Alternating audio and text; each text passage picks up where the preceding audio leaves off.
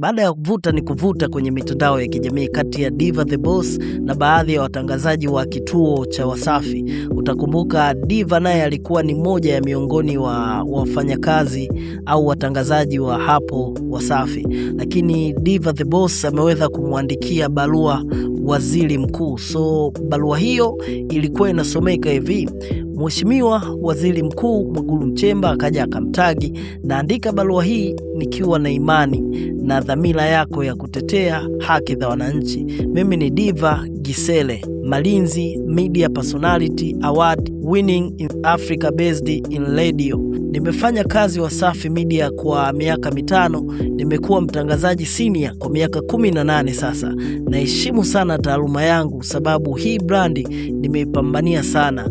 Nimeacha kazi baada ya mkataba kuisha. Sijataka kurenew na nilimtaarifu mwanasheria wa kampuni juu ya hilo na niliomba nilipwe hela zangu, na baada ya mkataba wangu kumalizika niliamua kuondoka kwa amani kutokana na changamoto ya kutolipwa stahiki zangu kwa wakati. Kiukweli nina majukumu yangu. Kwa mujibu wa mkataba wangu ninadai mishahara ya miezi 5 kuanzia Disemba hadi Mei yenye jumla ya shilingi milioni 15.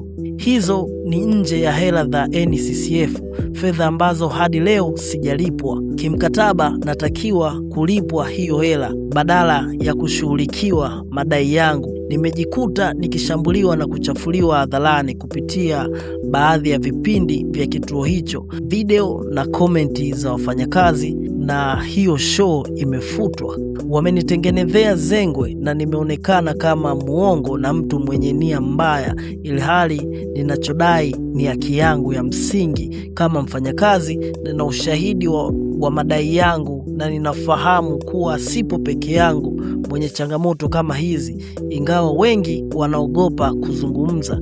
Nilifanya kazi kwa bidii kubwa, mara nyingi hadi usiku wa manane kwa ajili ya taaluma yangu na mafanikio ya taasisi hiyo.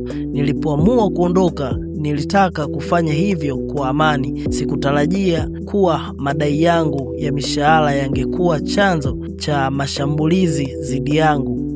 Ninachohitaji ni kulipwa jasho langu kwa mujibu wa mkataba wangu, ili kila upande uendelee na maisha yake kwa amani. Afu huku mahakamani na wasubiri pia walini provoke so many time, na mimi siwezi kaa kinyonge, never, sababu at the end of the day, mheshimiwa, nadai haki yangu. Nataka malipo yangu yote. Naomba mamlaka husika ziingilie kati kuhakikisha napata haki yangu ya malipo ya mshahara ninayodai. Niko tayari kufuata taratibu zote za kisheria zinazotakiwa, lakini naamini haki ya mfanyakazi haipaswi kupuuzwa.